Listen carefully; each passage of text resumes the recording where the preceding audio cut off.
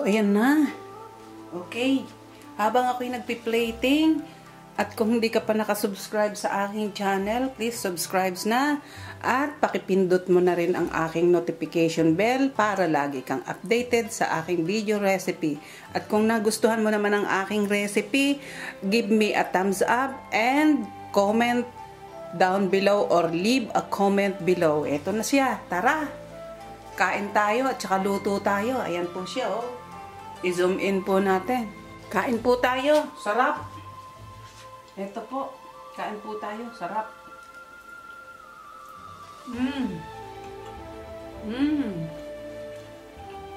Yummy!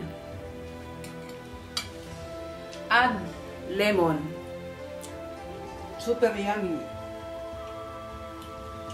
Homemade flat noodles or rice noodles with beef and shrimps and snow peas with carrots. Ayan po. Yummy! Luto tayo ng rice noodles. Babad po natin sa mainit na tubig. Hindi na natin ilalaga, kundi babad na lang po sa kumulong tubig. Babad po natin ng 2 minutes. Kasi luto na siya. Ayan.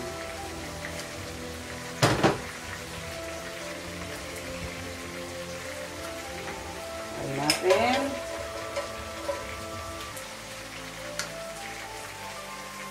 Ayan siya. Ganyan po kalambot ang rice noodles talaga. Ayan. 2 minutes lang po. Alisin na natin ang tubig. Sahugan natin ng hipon. So, ayan, nilinisan po natin yung ating pansahog na hipon. Inalis natin yung bituka. Okay? At may kasamang beef. Ayan, sahugan natin siya. So, ayan, luwain po natin ito.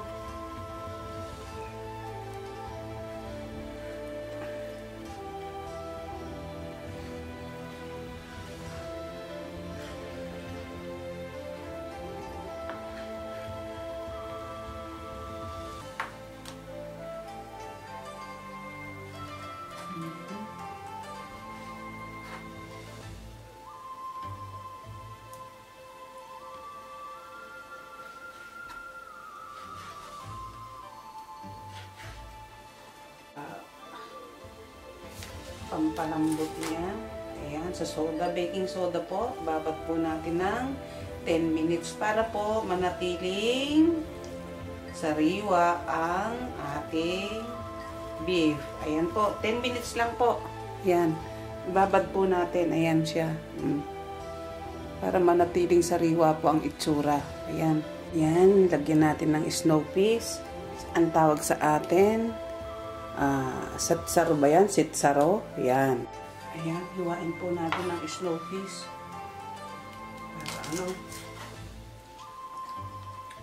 Para bagay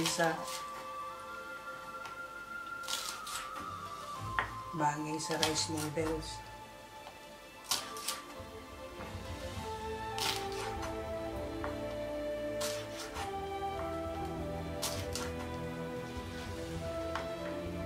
At beans na may leaves, scallion ba yan? Okay. Sibuyas. Hiwa po tayo ng onion.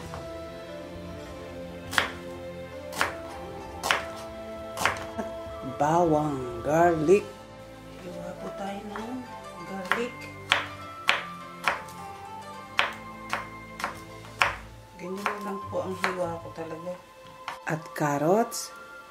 Carrot. So, ayan po. Hiwa po tayo ng carrots.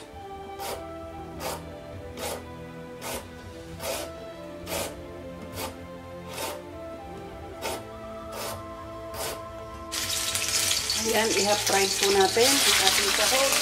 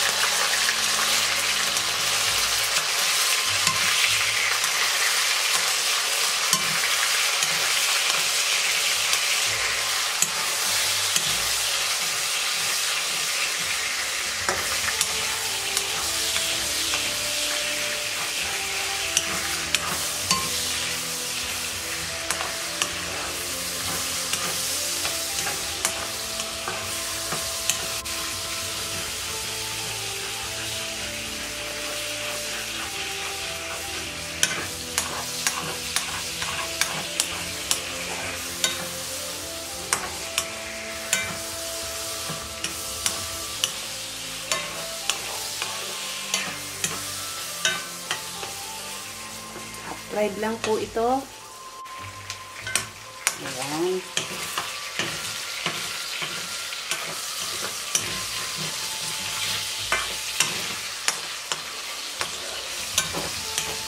Samputsa lang po natin.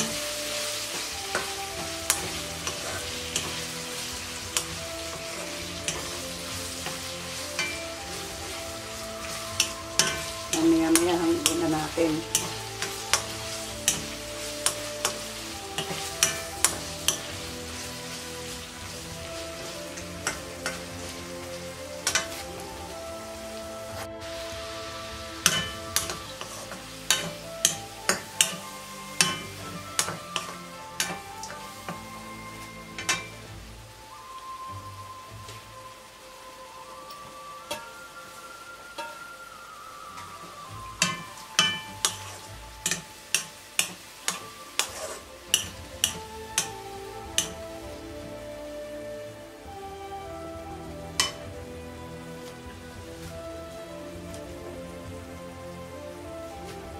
Ayan, nahango ko na.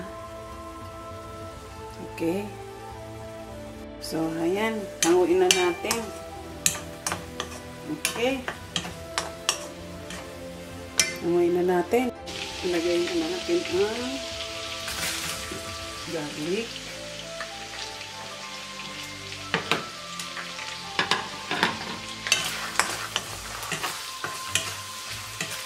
Same wok po tayo. Hindi na po ako nagbago. Kasi pinagprituhan lang naman ng beef at saka shrimp yun. Para yung lasa andyan na rin. Homemade lang po tayo. Puro homemade po tayo. Ngayon, kung pwedeng i-apply ito sa restaurant, edi good. Yan, nag-brown na ang ginger, ang garlic. Ilagay na natin si onion. Hintayin lang po natin mag-silhouette ang onion. Tapos, ilagay na po natin ang carrots.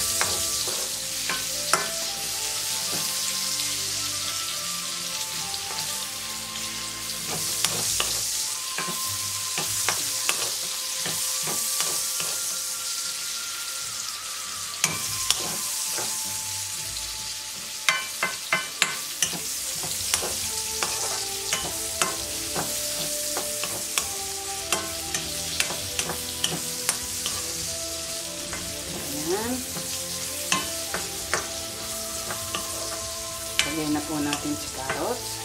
So, maya-maya, lagay na natin ang carrots.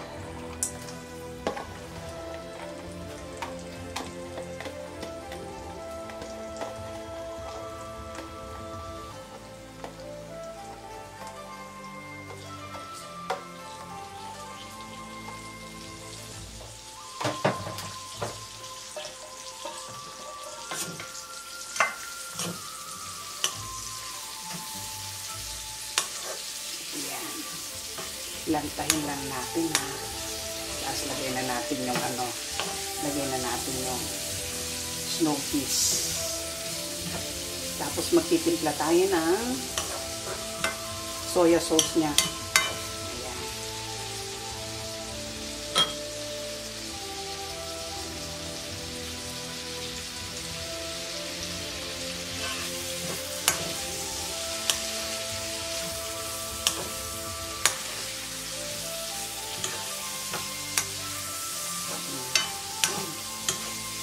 Lantayin lang natin yung konti. Ha? Yan. Yan siya.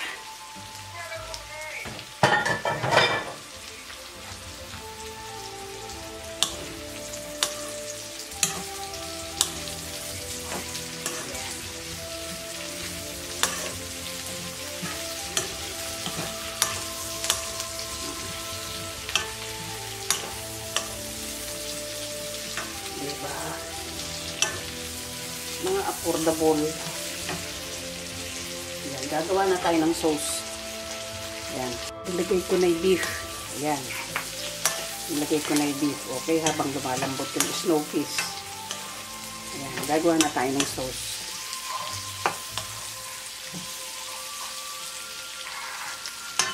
Ilagay ko na rin ang shrimp.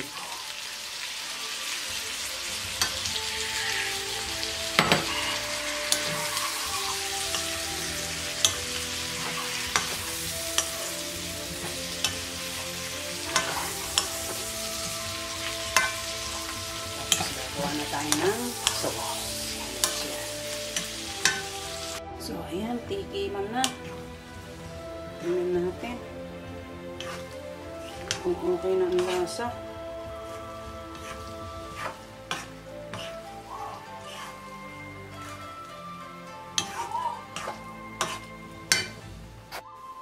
Ayan na ang aking second na paggawa ng rice noodles. Oops.